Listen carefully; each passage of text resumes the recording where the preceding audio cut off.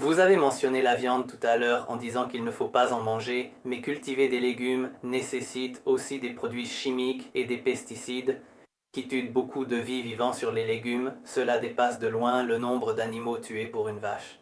Et qu'en est-il du fromage et du lait?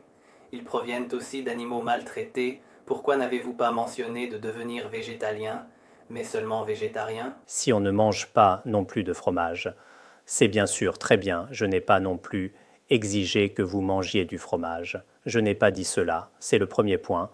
Deuxièmement, s'il y a des légumes sans pesticides, c'est bien sûr encore mieux. Mais l'utilisation de pesticides sur les légumes, ce n'est pas nous qui leur demandons de le faire. Donc si nous ne mangeons même pas de légumes, cela pose aussi certaines difficultés. Nous ne pouvons pas non plus ne rien manger du tout, même pas de légumes.